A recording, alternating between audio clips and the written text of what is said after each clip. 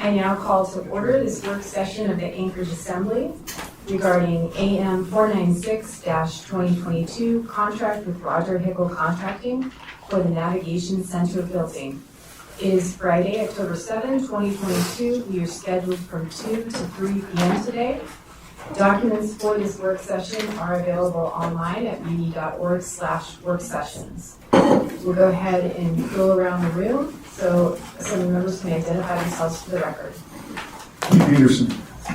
Kevin Cross. Daniel Bull. Forrest Dunbar. Austin Quindavis.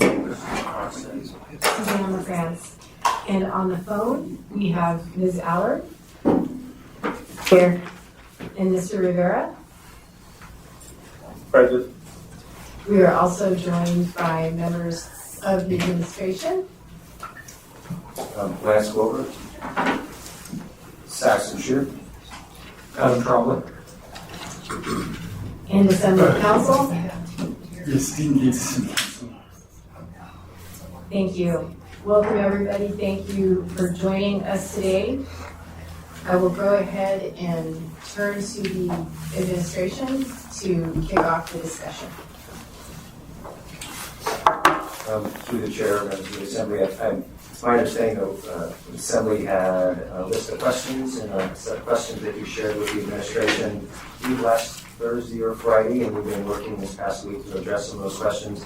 I don't have them all in front of me, but they relate to kind of where we are with the Navigation Center, the process, where the funds are, where the funds that we have committed to our contractor. I think you also had some questions in there related to our procurement process, and we had some questions related to operations. I'm here to help explain to the Assembly, at least share some information about the contract process, where we are in that. As you recall, due to the actions of the Assembly on September 13th, we stopped work on the Navigation Center, so Roger Hickel Construction had given a stop work order. We are doing the necessary requirements on the site right now related to our permit to make sure that it's safe, so we're basically filling some holes and making sure the utilities are there until the Assembly decides what we want to do on the 25th of October, which I believe the item's back up, requesting the Assembly to amend the Roger Hickel contract so they can restart their efforts. And I think you also had some questions related to what would be the impact of that effort, and some questions about when the partial occupancy could be. So we're prepared to answer those questions. So if you want to work through those, Madam Chair, I will do my best. I think there might be some material coming or available pretty soon, and I can walk through at least the questions related to office or maintenance and operations to the contract.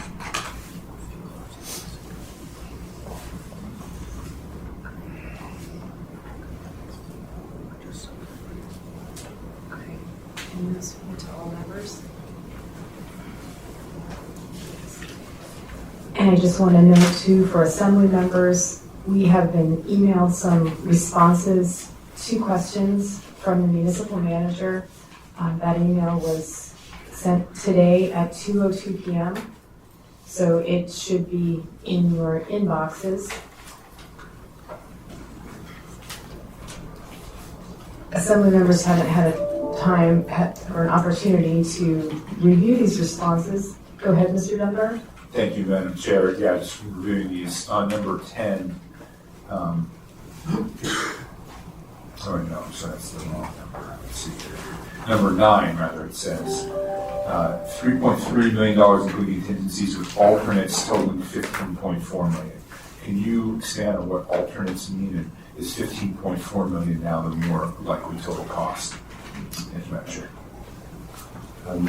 Through the chair, this is Lance Rowe. I'll start the conversation, and then thank you, Mr. Dunbar, and then I'll ask Mr. Shearer from M&O to address it. So the $13.3 million, as you will see in the handouts that are going around, the $13.3 million, the result of that would be the construction of the foundation. It would include the structure being put up and it includes all of the plumbing and the fixtures and the electrical that will be required to install future improvements, bathrooms, kitchen facilities, and like that. The 13.3 would get us to basically a worn structure with the supplies to make the improvements in the structure, but not complete.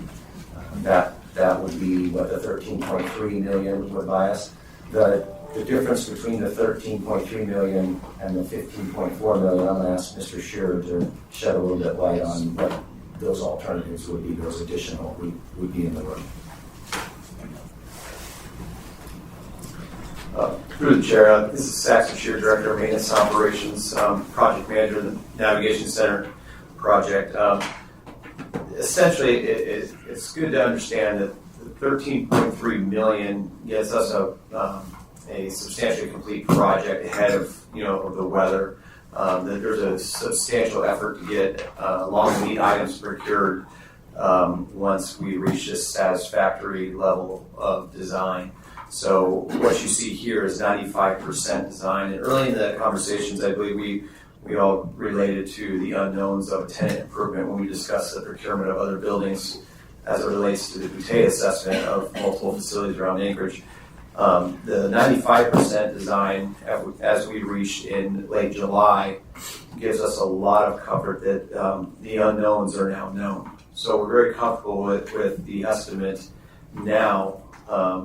And so that 13.3 gets us the site utilities, the foundation of the structure, the procurement of the sprung structure, 27,000 square feet building, erected and assembled on site with bathrooms, and the interior build out. So the only thing that it does not get you between the 13.3 and the 15.4 is the FF&E. To be respectful of the conversations we had about FF&E in the past, we properly designed for FF&E. If this project can afford it, it's part of that 15.4 number. Thank you, Mr. Shearer. Could you please, just for the public, what are FF&Es? So we're all on the same page. Understood. It's fixtures, furniture, and equipment. Okay. So the $15.4 million is with fixtures, furnishing, and equipment to operate the facility. Yes, sir. Okay. Thank you. Thank you, Mr. Dunbar.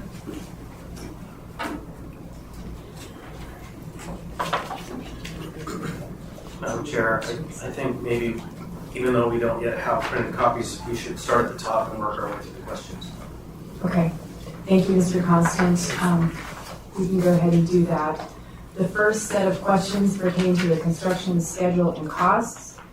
One, has the tension fabric structure, aka sprung structure, arrived? Through the chair, if you want to go that way, I think that the structure has not arrived. It's not in Alaska. As our response noted is that it's completed. The structure has two parts. It has the fabric and then the metal part. So the locations are in two different places in Utah and Canada. We have been made aware that the storage for the structure will roughly be about $5,000 a month at that location until it ships. And so you asked about, do we have it? The answer is no.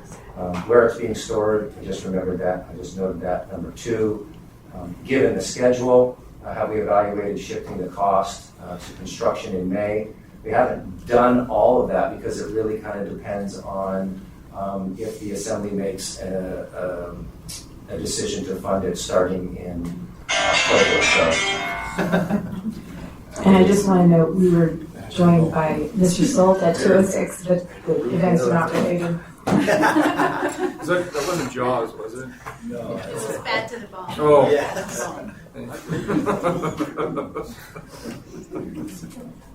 All right, Madam Chair, if I may, I'll move along here. Sure. Have we done a cost estimate of the delay? I think I got this question earlier in September when we were requesting the assembly.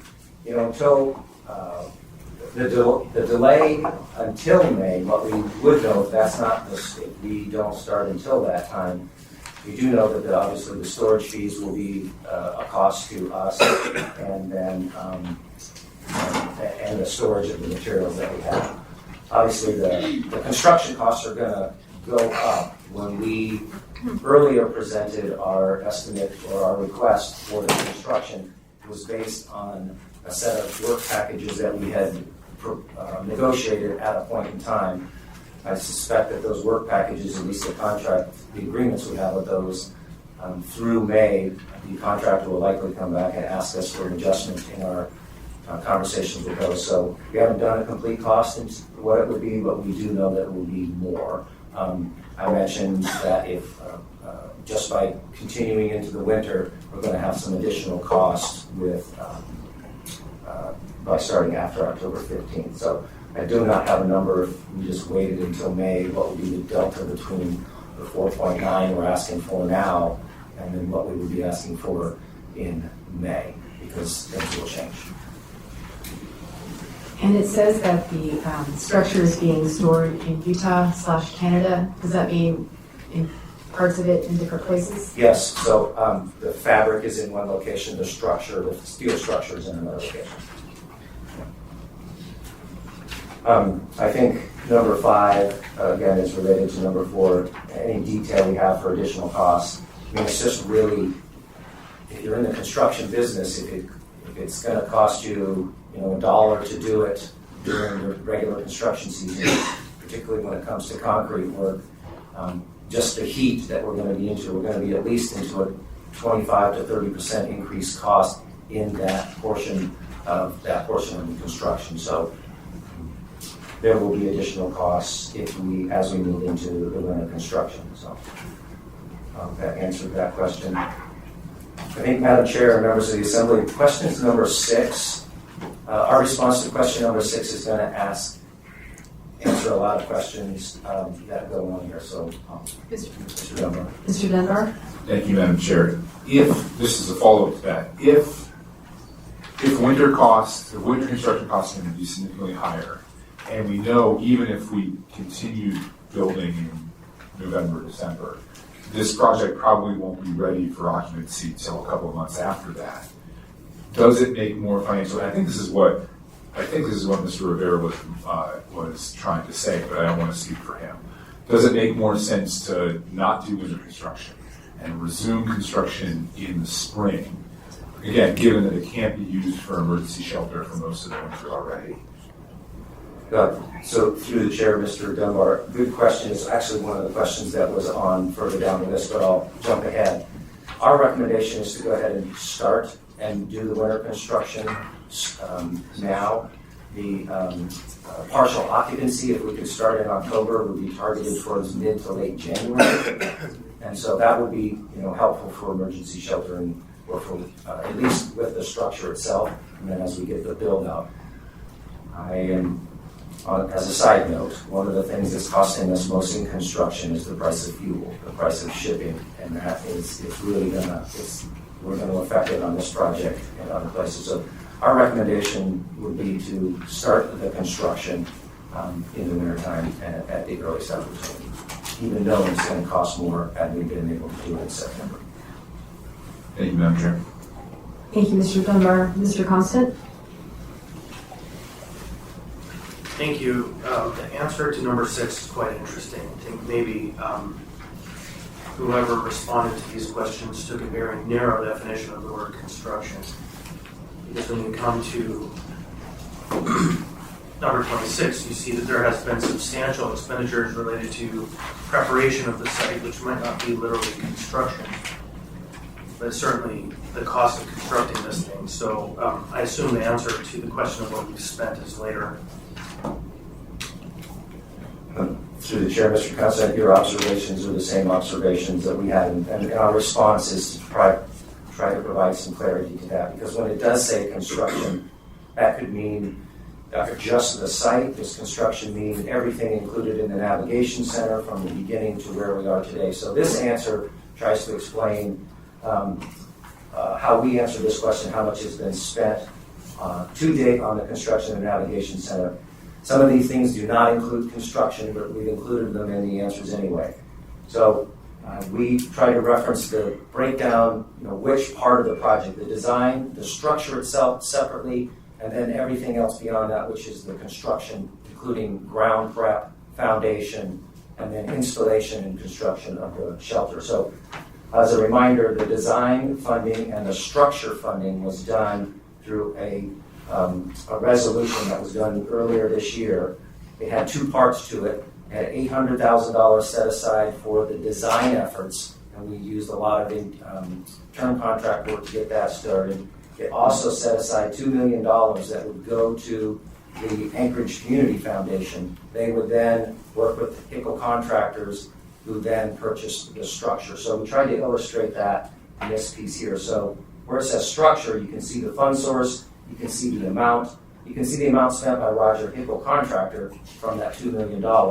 We didn't spend any money on the structure with the contractor. We're not asking for any more money. So that's what we're trying to illustrate here. The construction is in AR 2021 116S, that should be as amended. The Assembly appropriated $6.2 million for the purposes of the Navigation Center. That was made up of two separate sources of funds that are in another answer here. We have $4.9 million plus 1.3 from the alcohol tax, the combination of 6.2. We were asking the Assembly to tap into that fund that the Assembly set aside for the purposes of funding that navigation center to pay our contractor. That was our $4.9 million request, and that is the request that's in the AM 49622. So that's what that shows. As I noted here, a couple asterisks, as Mr. Shearer noted, what that construction buys us is that 13, that gets us towards the construction of a warm shelter. So if you add up the amount of funding that we have from all of those resolutions, we have $9 million. The amount that Hickel has spent, including the shelter and on the construction of the site, they're up close to $7 million. We've spent some money on design. And if we needed the total amount to get to the structure, that's the 13.3 we talked about. Roger Hickel still hasn't spent any more than that. We do have the design. If we need to get to the 13.3, we're going to have to ask the Assembly for another $4.3 million at a future date, beyond the amount that we're asking for to cover the expenses that we've incurred, or that Hickel has incurred to date. So that's what this table is trying to explain. A lot of your other questions are, the responses would then be repetitive, but we did our best, to Mr. Constant's point, to sort of break out, because people may have a different interpretation of what is construction. So we did our best to try to respond with this information. Thank you. I would say that clearly we have a difference of opinion on what we mean by construction, because earthwork is construction to me, moving all of that, preparing the site. Those are construction costs. If you were building a house, they would be called construction costs. It might be subdivided into a category of preparation, site prep, but construction nonetheless. And I would offer AR 2021-116S as amended, conditionally appropriated, and didn't appropriate without condition.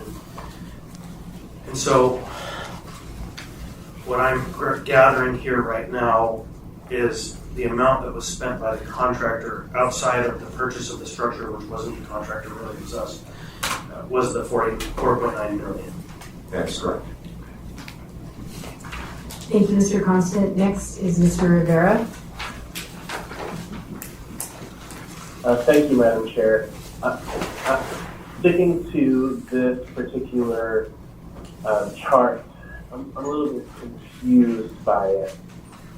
So if you look at AR 2022-72, that particular item simply deals with taking $800,000 out of the fund that was at ACF, at the Alaska Community Foundation for Design. AO 2021-116S, which is referenced here as an AR. That one was specifically meant to be just for three things. For the purchase of a medical convalescence facility, for the purchase of a workforce permanent supportive housing facility, and for design and manufacture of a structure of the navigation center, basically. So I'm a little bit confused as to why these funding sources are laid out the way they are. It doesn't seem to me to be very accurate. That said, if you look at the structure line, I'm curious why amount spent by the MOA is still zero. Do we still have $2 million sitting in the Alaska Community Foundation account waiting to be spent on the structure? And the second question is on the $4.9 million that Roger Hickel has already done on construction of the navigation center, if I'm reading that correctly. Who authorized that money to be spent? Mr. Rivera, this is Lance Wilbur. I'll take those in reverse order. The authorization to proceed with work was given by the Department of Management and Budget, or it's not management, but M&O. So the director gave the contractor the direction to do that. And the reason that we did that is the process that we selected to move forward with the contract is a construction management general contractor process. And the way, as agreed in those terms of those contracts, is we negotiate the work efforts and then we turn them, we give them permission to go. I think the error on our part was that in the traditional construction contracting process, we should have gone to the assembly initially and asked to amend the Hickel contract to take the part of the $6.2 million from AR 2021 to amend the contract from $50,000 to $4.9 million. And we did not do that. And the reason we didn't do that is we were on a separate process. So, but to answer your question, we gave them permission to advance, and on good faith, they did that. The other reason is we were also trying to get a project done ahead of winter, and they were working with some long lead items. So that's the answer to that one. Ms. Rivera, as it relates to AR 2021-116, as I'm looking at it, as we interpreted the resolution, there's a line, there's a couple lines in here that says maintenance and operation department to be used for construction of an adult shelter and or navigation center, and again, to be used for the construction of an adult shelter and a navigation center. So that is that language in the original resolution that appropriated the funds for the purpose of the navigation centers, where we are referring to the use of that resolution for the construction. We took the language out of the AR. As Mr. Constant mentioned, there are some other parts of it as well. Mr. Rivera, if I did not answer all your questions, if you could repeat the one I didn't get to. Yeah, I guess the question that you didn't respond to was on the structure line in that chart. It says the MOA has spent $0. So do we still have $2 million sitting in the community foundation waiting to be spent on the structure? No. And I think that's the question is how much has been spent to date. And as Mr. Constant alluded to, how much has been spent, I think the gist is how much has been spent by the municipality or how much has been spent by the contractor. And I think Mr. Constant alluded to that. The contractor has spent $2 million on the structure, and they received those funds from the Anchorage Community Foundation. They did not receive them directly from us, if that makes sense. Thank you, Madam Chair. Thank you, Mr. Rivera. Okay, if you want to go ahead and continue, Mr. Wilbur. Wait 1 second, Madam Chair. Go ahead, Mr. Constant. Thank you. Council has noted that the table is slightly inaccurate. That it's not AR 2021-116 as was amended, it's AO was an ordinance. So wherever it might reference AR, it's AO on the 2021-116. Yes.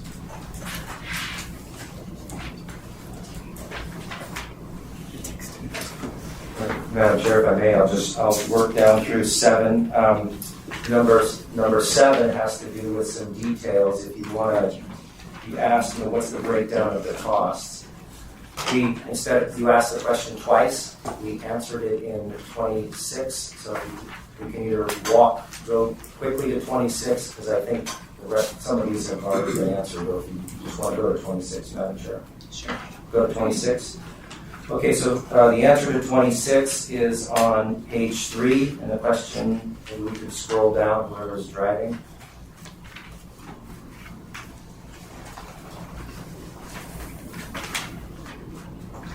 Sorry, which number are you looking for, Lance? Number 26. Thank you. This question is similar to number 7. Please be specific to include the subcontractor's amount and dates of award below. So what we attempted to do here was break down the work packages. Roger Hickel, our prime contractor, hired subcontractors.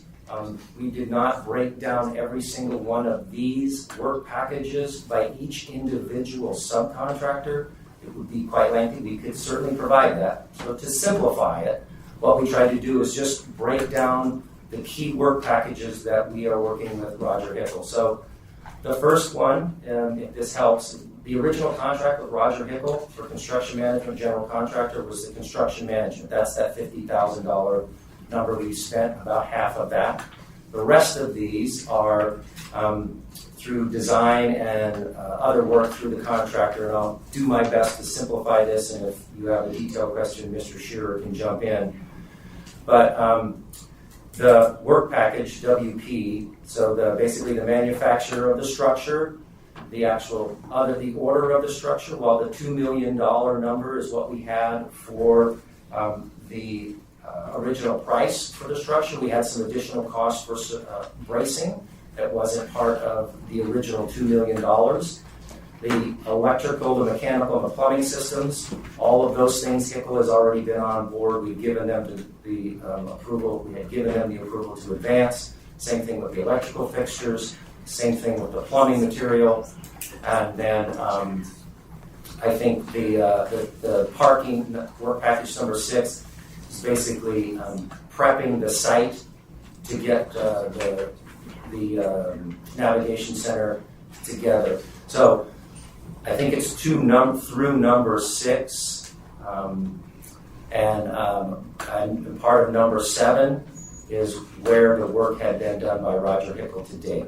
The footing and foundations, we actually stopped on that, and so we did not spend all of that, but that's the amount that we had given in the approval to go. And through all of this process to date, through Mr. Shearer and working with the contractor, we're able to show some savings, so we are going to save a little bit of money, at least at this point. So the total amount spent is roughly $8 million, which includes the structure, if that makes sense. And hopefully that answered your question.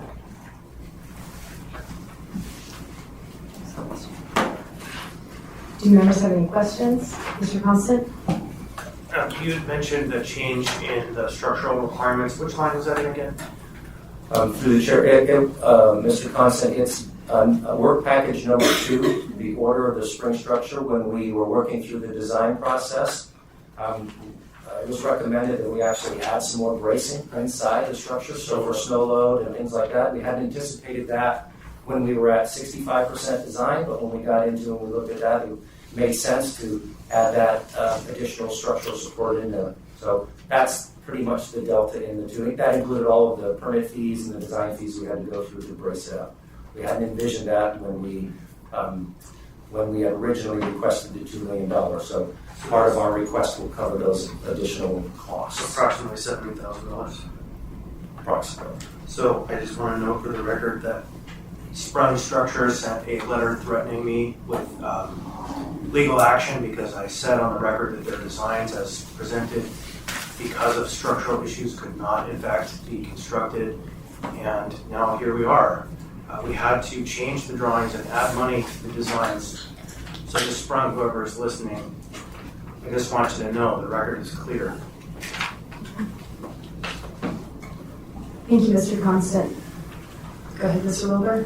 What I would mention to the Assembly members, if you I'm not sure how much of the material that Roger Hickel, either in through negotiations or the stuff that we've already agreed to, stuff that we've agreed to, as long as we can be able to note that information will definitely be available.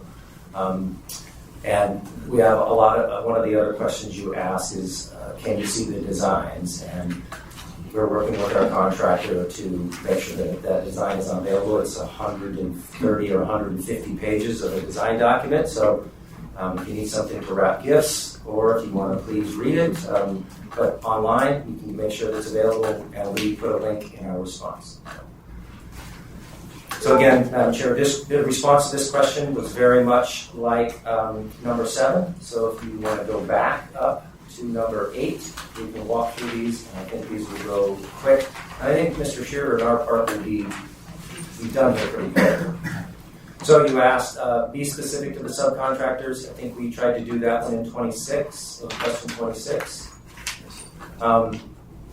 At a prior Housing and Homeless Committee meeting, we learned that the latest cost estimates for construction was 13.3. I think we talked about that in Table 6. That's how we got to the 13.3. This adds a little bit more language to the response. So yes, at 95%, the total amount of the structure at 95% is 12.9. We're using 13.3 because that includes contingency. And that is the number that we're using in construction. So, and then as Mr. Dunbar mentioned, what would the alternatives include? That would get us to the 15.4. Number 10 is basically a repeat in words of what's in the table, of where the money's coming from. And thank you for legal counsel to correct it. We have it correct here. It is AO 21-116, not AR. So that repeats where the funding is coming from. We do have a total amount of $9 million. And again, to Mr. Constance's point, what's the definition for construction? In this one, it's everything that we had, not just the dirt work. So we did our best to explain that here. What's the delta between the amount that we have allocated and the amount that we would need to get to $13.3 million? Again, that's also in the table. That's $4.3 million. That is not part of our request to the Assembly at this time. And then how the delta be paid, obviously we're going to have to work with the administration and the Assembly to figure that out. We are at 95%, we're probably a little bit beyond that. This is the link that I mentioned. The link to the Navigation Center, it is a project website. There's a lot more other information in there, the public processes and things that we've done. So moving through those answers. Thank you, Mr. Wilbur. I have 2 members in the queue. First is Mr. Constant, and then Mr. Dunbar. Thanks. The question was pretty specific, and I understand it's pretty detailed. I would like to see a response that includes the subs on the project, maybe subs over 25,000 or something. Everyone else aggregate under 50,000, whatever's a rational number, so that we can see who is out, who may sue us if this doesn't get forwarded, etc. Because we were told if funds aren't made available, this work that was done, we could get sued. So I am definitely interested in seeing a comprehensive list of who the subs are. Through the chair, Mr. Costa, I'll coordinate with purchasing and legal to make sure that we can get that. I suspect that there's going to be, and I'm not to speak for legal, if there's going to be any claims, they're going to come straight from the prime contractor, not from the individual subs, but I will defer to them on how we get you that information. Okay, I would frame that somewhat differently then. I would frame that of all of the people who took on the risk for conducting work for the for the municipality, believing that there was a funding package available, and when they were authorized to proceed with work, there was money there, I would like to know who may be harmed in that process. So that's who the subs are as well. Understood. Thank you. Thank you, Mr. Constant. Mr. Dunbar? Thank you, Madam Chair. So relating 11 to 9, the answers there. I think the discussion we've had today tells me that the term alternates is sort of a euphemism that I don't think is actually, it's a little bit misleading to the public. That is, it implies that there's some alternate path and we can't do this thing. But it's FFE or M? Can you run again, Mr. Shear? FFE, right. So fixtures and furniture. Right. So I think most people think that if you have a building the furniture is probably part of the project if you intend to use furniture. So to me, the delta in 11 is not 4.3 million, it's 6.4 million. And I understand that for you, construction is a very specific thing. We were just told that all the earthwork that's been done isn't construction in this context. But if we are talking to the public about what is the delta to get this to an operational, to where it's supposed to be doing the things that it is doing, then I think FFEs are not alternate to anything. They are part of the cost. And so I would suggest that the answer to 11 is actually 6.4 million, not 4.3. Unless you don't intend to come to the assembly to ask for funds for the FFEs. I know there have been some talk about some donations, but I assume that we're not going to get all $2.1 million donated. Maybe I'm wrong. Through the chair, Mr. Gilmar, to be respectful of the process and stakeholder engagement, we properly plan for FF&Es, so making sure that we have electrical outlets to supply that equipment, say an exam table or something like that in a certain room. We properly plan for it. It's just a matter of having those conversations with the Assembly and administration on what we're capable of funding. So just wanted to support that conversation constructively when that time comes. Thank you. And I want to note, Mr. Wilbur, that I did receive a message that the link to the MOA Navigation Center website isn't working right now, or it's not live in the PDF.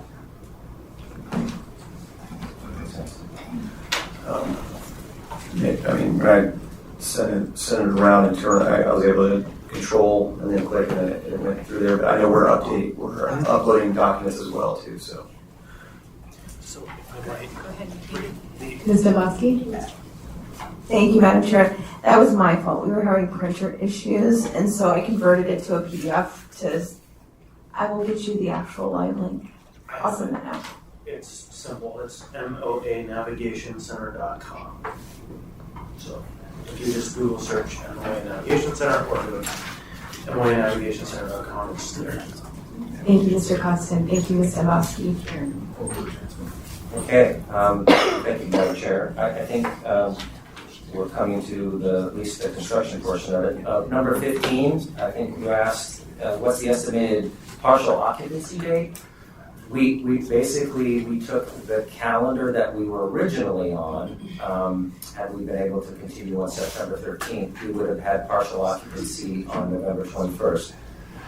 Based on the timing, assuming the Assembly would approve that work on the 25th of October, knowing that we're going to have a little bit of startup time and talking to the contractor, we could probably have partial occupancy by mid to late January.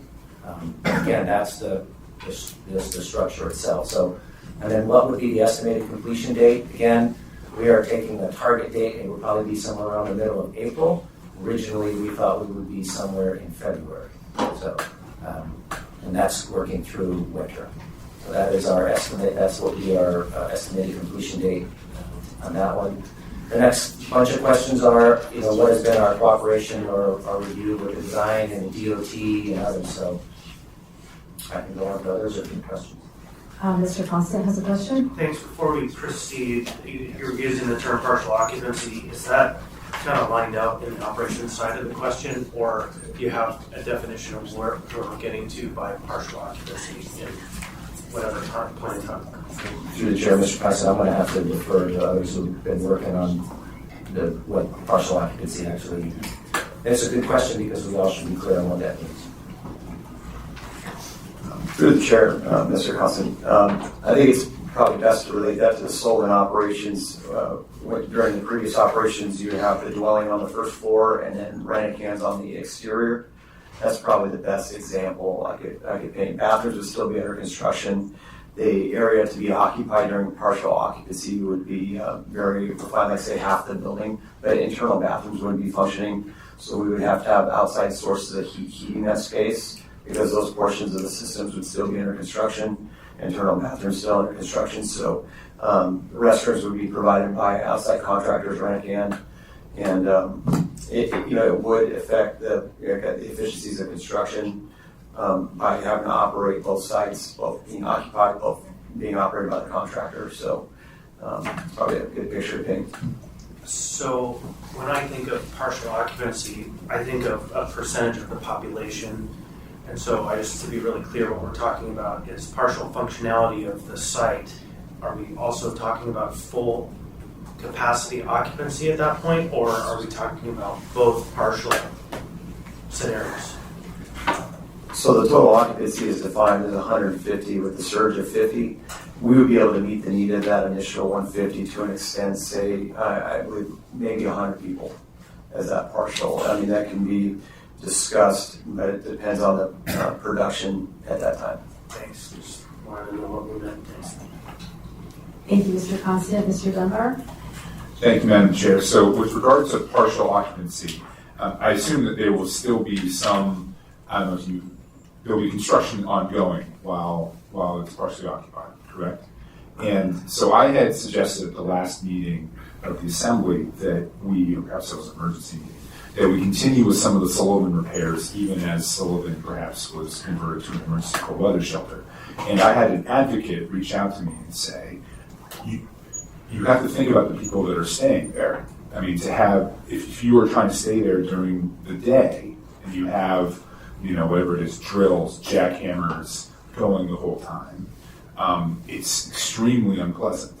And it just so happens my next door neighbor is currently working on their condo, and so I'm living this right now, and it's much more modest than I'm sure what you are doing. And so I guess my question is, and this perhaps isn't for you, but someone else who is thinking about operations of this, are you, for the partial occupancy, are you thinking that those residents would remain there during the day while construction is taking place? And if the answer is no, then where are they going to go? And if the answer is yes, then I guess I'm here to tell you that I think a number of them are going to voluntarily leave the facility during the day and probably spend time in the neighborhoods immediately around the facility, because it is just unpleasant to try to remain somewhere that, unless you're working there, that is an active construction site. So anyone from the district can speak to that? Thank you. Through the chair, Mr. Dunbar. I would say a lot of it will depend on the level of construction that would be remaining. So if the projects remain more discrete, I think that would be it. But I think the expectation is people would likely be able to inhabit at least a portion of the facility while construction was ongoing. So I hope that answers your question. It answers it insofar as I see what your vision is. I guess I would just flag the concern that I think that, again, depending on the level of construction, that folks are going to have trouble remaining in the facility while construction is happening around them, and they are going to seek refuge elsewhere in the nearby vicinity, because, it's just unpleasant. Thank you, Madam Chair. Thank you, Mr. Dunbar. Ms. Quinn Davidson? Thank you, Madam Chair. Can you help me understand the delay aspect and what the cost is to that delay versus the winter costs of doing it now? So I think in this document it says that winter construction would incur additional costs, but it is anticipated to be less costly than waiting until May. Why is that? Is it that it says that storage costs would rack up, which I understand, but surely the storage costs wouldn't outweigh the winter construction costs, right? What? Through the chair, Ms. Quinn Davidson, I think there's a couple features of work that really dictate those costs. One is the storage costs. Two, when this project potentially gets, when and if it gets picked up again to move forward. And so that can't be known until we know that. And then I would say if with the potential, and try to paint a picture for a spring startup in May, we compete with Alaska's construction season and those resources. And as everyone knows, labor and all those resources are in high demand and short supply. So with our big project in the middle, being in the middle of an Alaska construction season, we compete for Alaska's biggest projects with a limited workforce. And you're thinking then that the cost of construction would go up because there's more competition and that it would be higher? Is that what you're saying? Yes. Madam Chair, may I follow up? I think another nuance that should be articulated to the assembly today as well, so through the chair, Ms. Quinn Davidson, because of the delayed cost, we did a full stop on the project in any regard. So the work the contractor started to do, which was set up for the foundation and do the footings, we stopped that bid work. And if we don't continue right now, that work will have to be redone. The damage to the project, frankly, the contractor has told us if we don't continue and pour the foundation this year, we could see an additional cost of approximately $1 million due to the work that will have to be done. There's like a football field worth of rebar that has been laid, and the building official will not sign off on it. They'll have to cut it out. They'll have to relay it. So there's a number of, not only the cost of supplies, which we're seeing going up, but as Saxon indicated, the competition in once the Alaska's construction season gets underway, we do anticipate escalated costs. This is a winter project right now. It's transitioning to a winter project. And so we're very fortunate to be able to have a winter labor pool that isn't really busy. So we think, and that's where a lot of that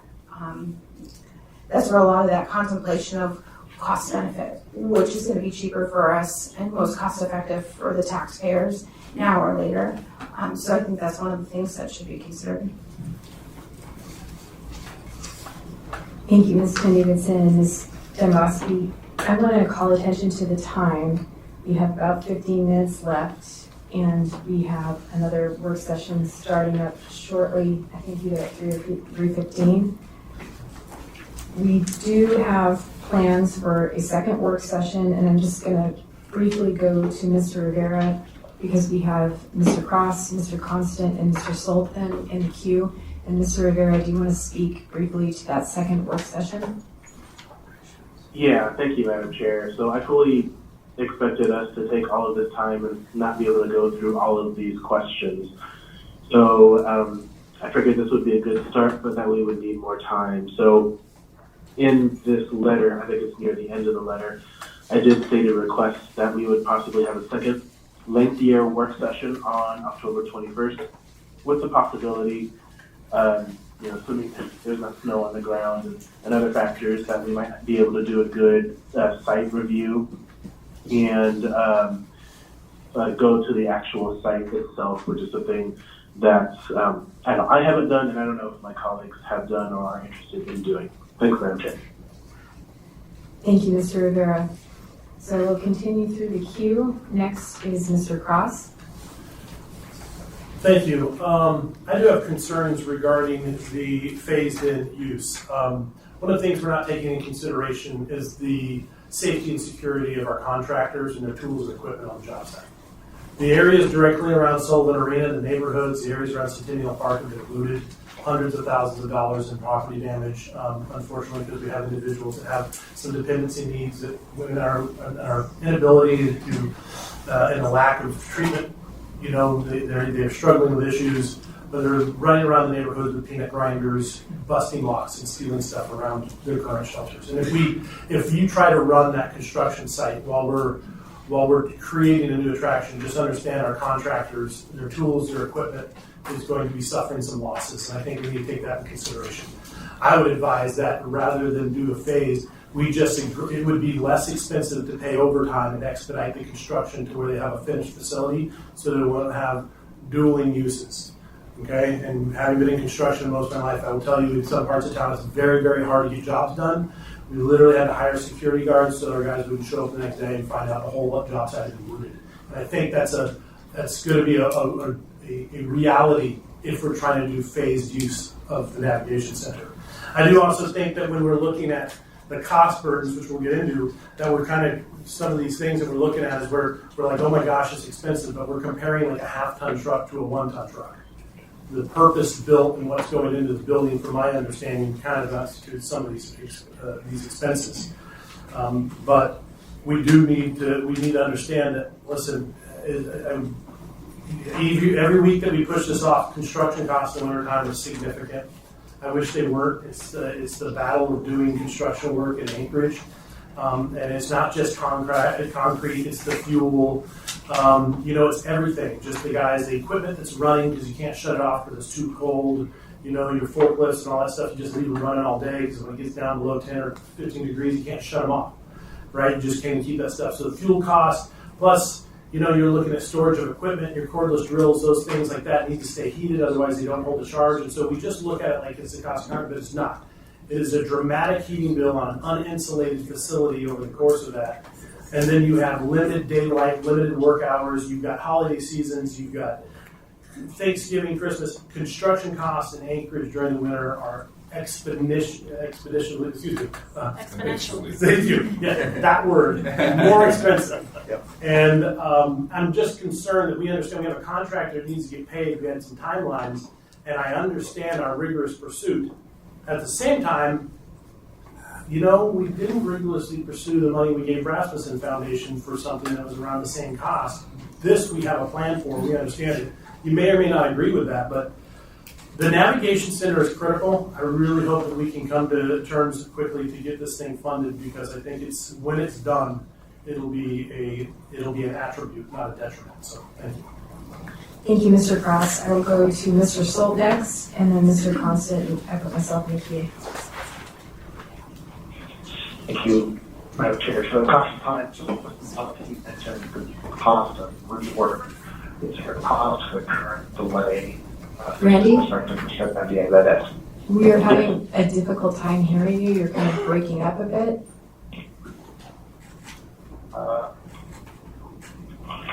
is this better? Say again. Is this better? That's a little better. A little better. Okay, let me try this real quick. So Ms. Bosky, you mentioned $1 million for rework if we were not to continue through the winter. Is there a cost that's being incurred for the current delay or the project being shut down? Thank you. Thank you, Madam Chair. I think I'll take a first stab at that, and all of our experts can correct me. Two items that I would like to bring to the Assembly's attention. We highlighted in the document the $5,000 it's costing to store the building outside of the state, but what we haven't discussed is the contractor has notified us all of the equipment, all of the supplies, everything that they've ordered. We are incurring $15,000 a month here for the construction of material that's already here. So if we delay this till, say, for another 8 months till spring, just for the supplies that are here, it'll cost approximately $200,000. In addition to that, the other item that we really do need to discuss, the building has not been shipped yet. And in fact, I would not authorize the shipment because it's going to cost in the neighborhood of $200,000 to ship it, and we do not have authorization from the Assembly to do so. So I would say, Mr. Zolt, to your question, yes, there are significant fees that are being accrued daily that first, discussions with the Department of Law and others, I do believe the municipality will likely be responsible for, whether it's through litigation or some other means, but the costs are accruing. Thank you. Thank you, Mr. Stolt. Thank you, Ms. Zambowski. Mr. Constant? I have smallest of questions. So we have rebar and wire that's been laid in the construction of a foundation. So that's not construction. Mr. Constant, it's my understanding that site prep has occurred or began to be occurred, but the facility has not been erected. The foundation has not been laid. I understand that, but the rebar is structural to the foundation. So from a builder's perspective, I'm just trying to understand, again, coming back to that big zero at the top, that we haven't spent money on construction. How is laying rebar for foundation not construction? Through the chair, Mr. Constant, I think that there might be some confusion as to terminology. When you look at that chart, what's on page 5, question 6, it says amount spent by Roger Hickel Contracting, our contractor, and then amount spent by MOH because we haven't paid those invoices yet because we don't have an approved contract and we can't pay those invoices, right? So when you look at the amount spent on construction, you should probably be looking at amount spent by RHC Contractor. When you look at the amount spent by MOA, the reason those are zeros is because we haven't paid those invoices yet. Okay, that's actually a nicely clear explanation that I can grasp. So, 2 questions further, and then a comment. Will navigation services be available with partial occupancy?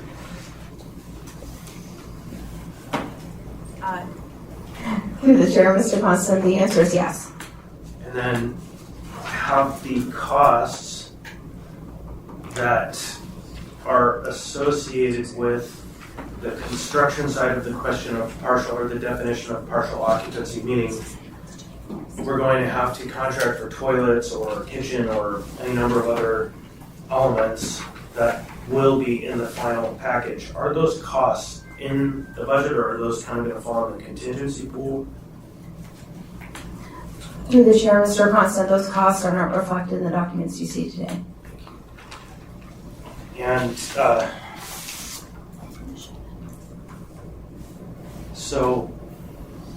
I don't know that now is the time to do it, but we did some homework on various costs. There's an item laid on the table that's up on the website, and it's already out of date.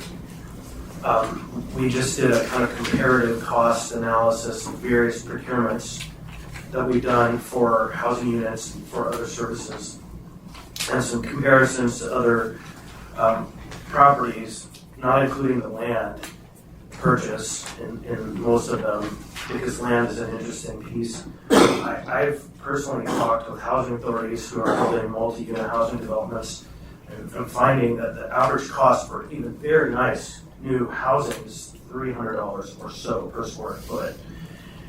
And what it looks like, and I would love to see this information, torn apart by the administration, showing where my math is wrong, because one thing you should know about me, you should never trust my math. I always have it done by someone else. Is that the navigation center is somewhere between, depending on your rough order of magnitude, 400 to 500 to 600 per square foot. And so, while there might be an argument that we're making a purpose-built building, therefore the cost might be higher, I'm just at the point where I'm still struggling to understand how the cost of this is in excess of what we would spend if we were to build brick and mortar new, like full-scale construction. Hospitals don't even cost as much as we're getting to, really. And so, and the hospitals tend to be the most expensive per square foot cost of a facility. And so I know construction is more expensive in Alaska, but I'm really struggling with where we are here. And again, that doesn't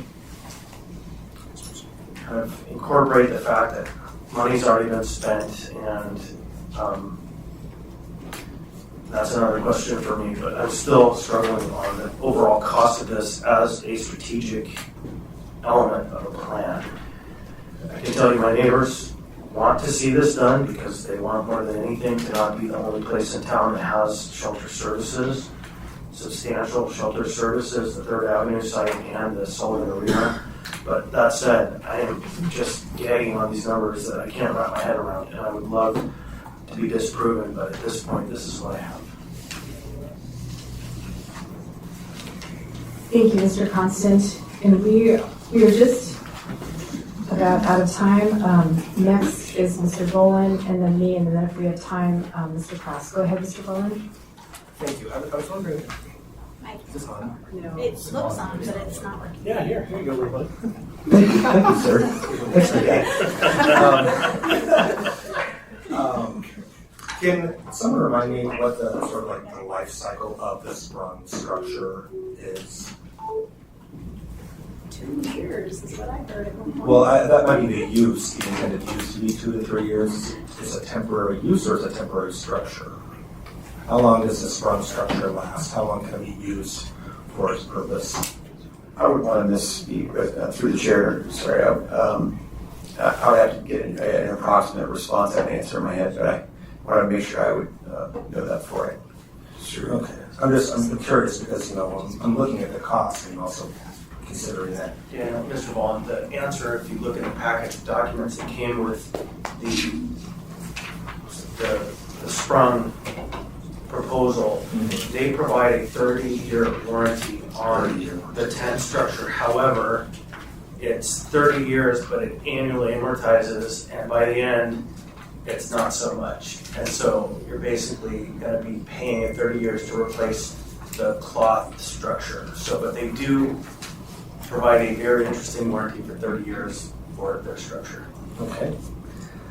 And then, would it be possible to get a status update on the Golden Lion? I know that there was some repairs that were needed, toilets, smoke detectors, etc. Anything going on with the Golden Lion?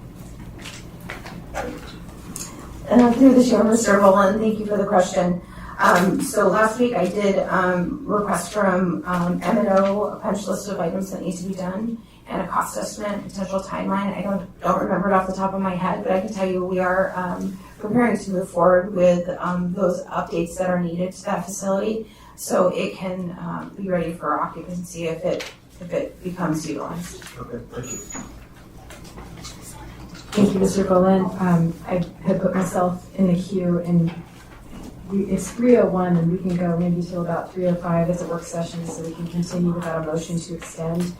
And I recognize, obviously, we don't have time to get to some of these other issues concerning the contract or operations.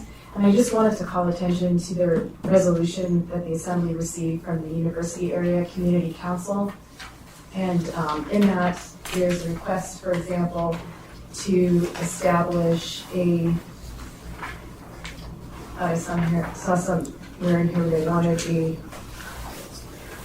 a board. Well, anyway, it's an example of some feedback we've gotten from community members that it would be helpful if the administration would respond also to some of those inquiries. And then I had brought a request for a business plan and an example of a business plan for the Anchorage Downtown Library to share with the administration, and we could post those documents online. And then just very briefly to the question concerning the contract, and I understand with CMGC, it's an agile kind of contract that enables the municipality or whoever has the contract to continue with that initial consultant. It can be seamless, or if it can also be put out to bid if the municipality wasn't satisfied. And so I am a little bit confused about some of the dates. I know there was a notice of award filed with the State of Alaska Department of Labor on August 15, and so I'm having some difficulty understanding the different dates and how we've gotten a little bit of a high pressure sell in a way to move forward. But I think that given the code and given the requirement for assembly approval, we need to take time and go through and understand exactly where we are and how do we end up in that situation where the amendment for $4.9 million didn't come back to the assembly sooner. So I want to make sure that there's absolute clarity about the code and the process before we continue, and I appreciate all this information. I think that it's absolutely warranted to take this time, and if the administration wants to have additional meetings besides the work session Mr. Rivera noted on October 21, I'm certainly amenable to that. I know we're Mr. Cross is next. Just on the 21st, we have a 5-hour budget work session, so it might be that we need to pivot days to find an exact day when we can do a thoughtful feedback. Sorry to interrupt, but that day is. Thank you, Mr. Constant. And I just wanted to note on that resolution we received from the Community Council, there was a request that the community establish with full diverse and broad membership a Tudor Elmore Shelter Advisory Board, represented by residents of the area. So I'll go to Mr. Cross, and then I think we were going to need to adjourn. Thank you. Yeah, I would just be cautious about just strictly looking at the price per square foot as a project. It's like that's like in reference to other things, because it's too narrow. But looking at your toolbox and thinking you can fix everything with channel locks, like there's multiple variables that you got to take into consideration for what that cost is. I remember when we worked on the Diamond High School, I think that was $700 a square foot. Obviously, this is a tent structure, not a school, so you would assume those things would be larger. But It's also, you gotta look at the timeframes in which we look at, and we're looking at those, which is an expedited timeframe. I guarantee nothing on this list got built in less than 12 months from, through that process. And so I think it's important to take the whole picture into what the cost of not only that, but these other buildings being older are going to have higher maintenance costs than something that's purpose-built. So again, if I use that analogy of a half-ton truck versus a 1-ton truck, you may be able to get a smoking deal on a half-ton. It may have more bells and whistles, but once you start loading rocks in the back of it, you're going to realize you should have paid more. And I think that's kind of where we're going to see some of this price per square foot for a purpose-built structure. Even though it's higher, the long-term cost, the intention is that it would be savings. So I do just cautious just using one number to paint a whole picture on whether our project's working. Thank you very much. Thank you, Mr. Cross. Go ahead, Mr. Constant. If you look lower in the table, 2022 Aloft Hotel, total cost all in 219 housing units, $195 per square foot.